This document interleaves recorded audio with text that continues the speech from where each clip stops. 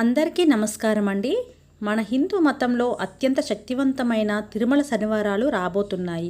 ఈ సంవత్సరంలో తిరుమల శనివారాలు ఎప్పటి నుంచి ప్రారంభమవుతాయి, వాటి తేదీలు, అలాగే ఈ తిరుమల శనివారాల వ్రతాన్ని ఆచరిస్తే మనకు కలిగే ఫలితాలు ఏమిటో, అసలు ఈ తిరుమల శనివారాల్లో వెంకటేశ్వర స్వామిని ఎలా పూజించాలి అనే విషయాల గురించి ఈ వీడియోలో తెలుసుకుందాం.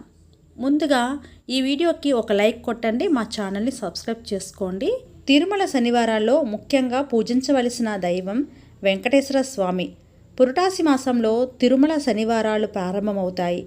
ఈ పురటాసి మాసం అనేది సెప్టెంబర్ మరియు అక్టోబర్ నెలలో వస్తుంది. ఈ పురటాసి మాసంలోనే కలియుగ దైవమైన ఆ వెంకటేశ్వర స్వామి వారు భూమిపైన ఆవిర్భవించారు.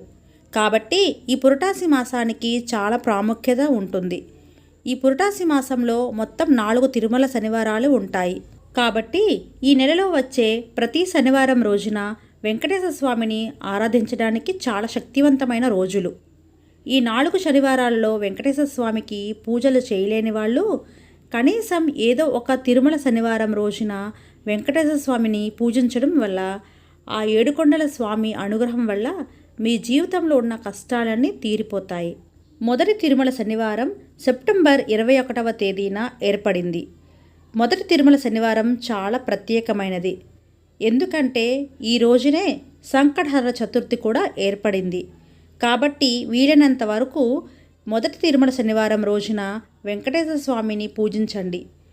అలాగే రెండవ తిరుమల శనివారం సెప్టెంబర్ 28వ తేదీన ఏర్పడింది. ఇక మూడవ తిరుమల శనివారం అక్టోబర్ 3వ తేదీన ఏర్పడింది.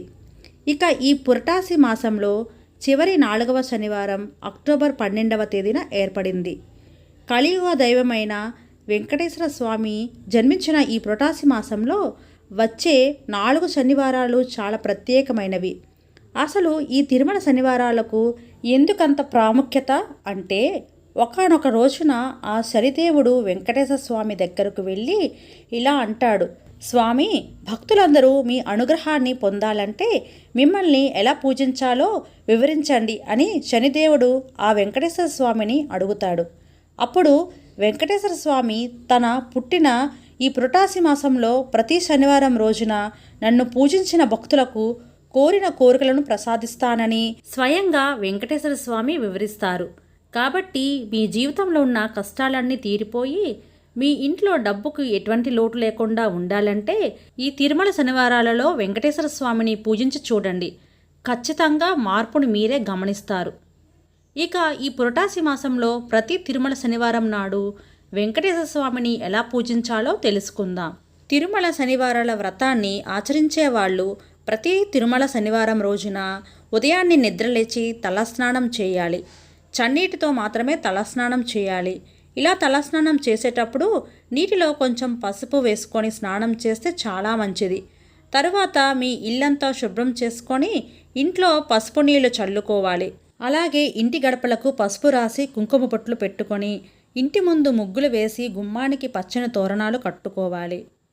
ప్రతి తిరుమల శనివారం రోజున మీ ఇంటి గుమ్మం ఎంత అందంగా ఉంటే అంత సంపద మీ ఇంటికి లభిస్తుంది.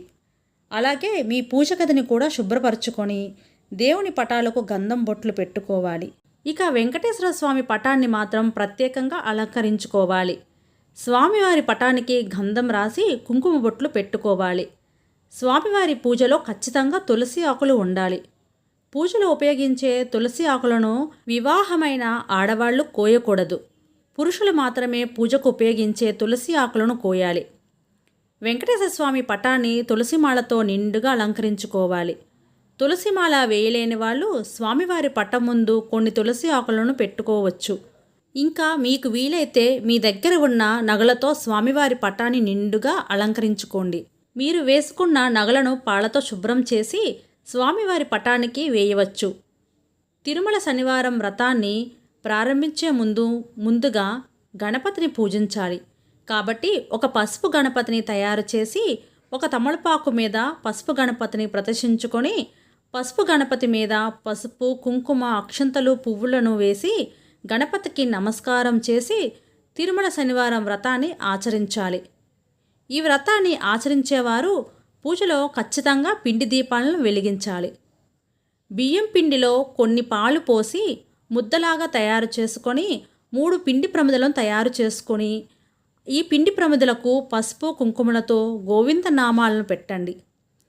తరువాత ఈ 3 పిండి ప్రమిదలను వెంకటేశ్వర స్వామివారి పటం ముందు పెట్టి నువ్వుల నూనె పోసి ఒక్కో దీపంలో 3 వత్తులు వేసి దీపాన్ని వెలిగించండి. దీపాన్ని వెలిగించిన తరువాత 3 దీపాలకు నమస్కారం చేసుకొని పిండి దీపాలకు పువ్వులు పెట్టండి. ఇక పూజలో నైవేద్యంగా స్వామివారికి చాలా ఇష్టమైన బెల్లం పానకాన్ని నివేదించండి, లేదా ఒక చిన్న బెల్లం ముక్కనైనా సరే స్వామివారికి నివేదించండి.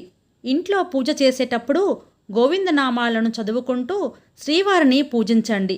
గోవిందనామాలు రానివాళ్ళు ఓం నమో నారాయణాయ అనే మంత్రాన్ని జపిస్తూ స్వామివారికి పూజ చేయండి. చివరగా పచ్చకర్పూరంతో స్వామివారికి హారతినిచ్చి 3 ప్రదక్షిణలు చేసి మీ ఇంట్లో ఎలాంటి కష్టాలు లేకుండా సుఖ సంతోషాలతో ఉండాలని స్వామివారికి నమస్కారం చేసుకోండి.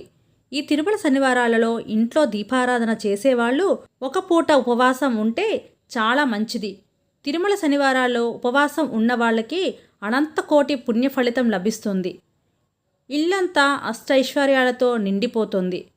ఈ శనివారం రోజులలో ఉదయం ఉపవాసం ఉండి సాయంత్రం మరలా ఇంట్లో దీపం వెలిగించి నక్షత్రాన్ని దర్శించి రాత్రి భోజనం చేయవచ్చు. తిరుమల శనివారాల వ్రతాన్ని ఆచరించే వాళ్ళు తప్పనిసరిగా కొన్ని నియమాలు పాటించాలి. ఈ 4 శనివారాలలో ఎట్టి పరిస్థితుల్లోనూ మాంసాహారాన్ని తీసుకోరాదు. బ్రహ్మచర్యం తప్పనిసరిగా పాటించాలి. మీరు తినే ఆహారంలో ఉల్లిపాయ అలాగే వెల్లుల్లి లేకుండా చూసుకోండి. ఈ తిరుమల శనివారాలలో వెంకటేశ్వర స్వామిని పూజించడం వల్ల విశేషమైన పుణ్యఫలం లభిస్తోంది. ఇవేనండి తిరుమల శనివారాల గురించి సంబంధించిన విశేషాలు. ఇంకొక మంచి వీడియోతో మళ్ళీ కలుసుకుందాం. అంతవరకు సెలవు. నమస్కారం.